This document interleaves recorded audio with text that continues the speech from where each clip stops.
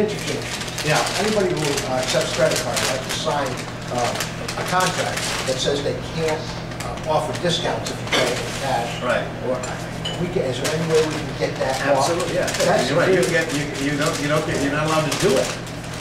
It's crazy.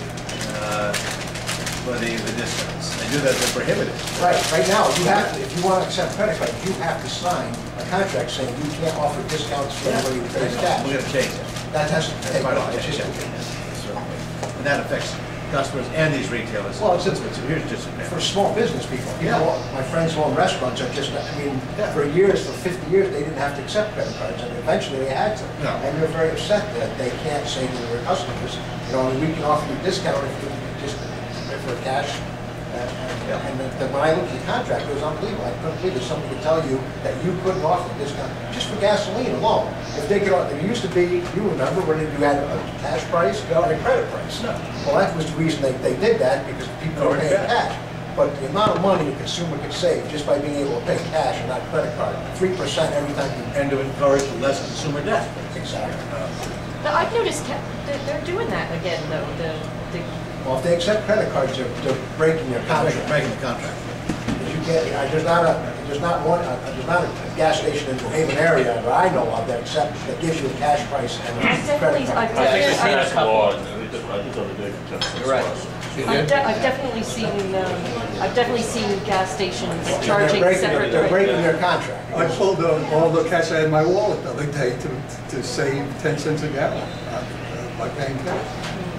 So yeah. But your point is that's from the law. Not right now. No. They may be doing it, but they're not breaking the law. They're breaking their contract with their companies. But my friends who own a restaurant are living. Right. They have to pay 3%, and then they can't even offer that to their customers. I stopped last night, McDonald's on 95 here. Coffee. I remember McDonald's wouldn't take any but cash. Now they all have little debit fees out there. Everything, Dunkin' Donuts. So there's student loan legislation, is that coming? Is that next winter? Or? Next winter, I think, and I'm a strong advocate of the direct loans effort. Yeah, Foley says it's a secret plan to first get the government, and then there's going to be free education for everybody. Don't people win. I was talking to a young man, I was sitting next to me on the flight coming home to Connecticut yesterday, and very good student, went to school not far from here, public high school, had good grades, but he was going on the wait list to UConn. He was going down, he worked out of school in South Carolina.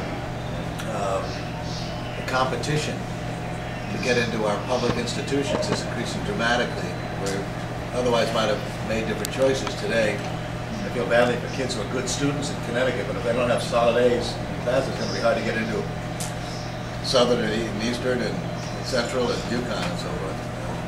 So this is outrageous. I mean, it's not unlike healthcare, where the cost of the increases vastly outstrip.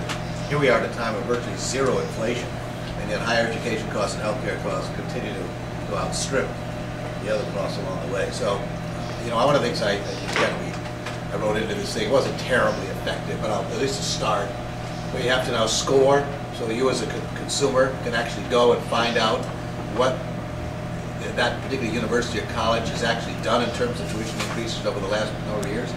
So at least you get some indication of what you might be up against. Now again, it's not, I don't sit there, I don't cut off their funding, I don't do anything else, but at least it empowers you to have some transparency in what this is. But obviously getting out and cutting out the middle people here where profits are being made. And again, we're getting better collection rates, and there are ways of doing this. I realize that's a problem in certain areas, but nonetheless, given the fact that you're adding cost tremendously, it's expensive enough. This is clearly an issue that's picking up steam, and we have an opportunity. Now, let me take advantage of that question. I know one of the rubs about the Obama administration and others is they try to do too much. And I understand the point. I mean, there are some big issues on the table. I'll make 2 points.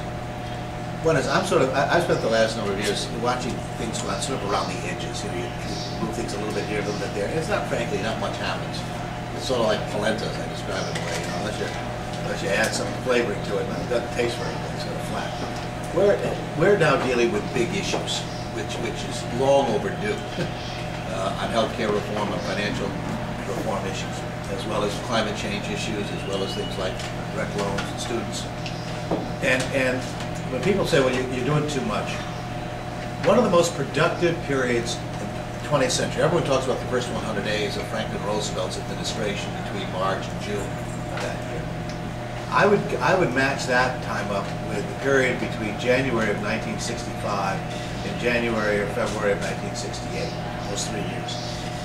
You go back and look what happened in those 3 years. You had big elections in '64, assassination of John Kennedy, obviously gave Democrats and for all those reasons, but the achievements on the Civil Rights Act, the Voting Rights Act, Medicare,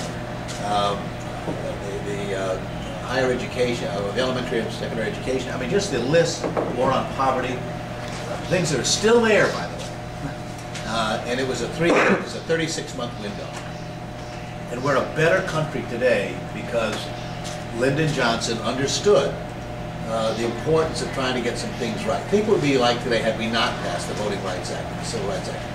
You know, I mean, those major achievements, not to mention other things as well, that made this a society that was far closer to achieving that more perfect union that the founders talked about. So I appreciate this a lot on the table, and I realize it's tiring out people to some degree. But you're given moments historically where if you don't move on them and try to get some things done, they pass you by. And unlike financial capital, political capital doesn't hang around. If you don't use it, you lose it. And so the time wasted this summer, for instance, candidly, on healthcare. This is going to be a very, unfortunately, in my view, a different healthcare proposal than it might have been had we gotten something done in July. I don't like acknowledging that, but I'm around long enough to know that despite my determination on a public option and so forth, I can see what's happened already. So it's going to be something less. And a lot of it had to do because we didn't move when we should have. Let me follow up on that now.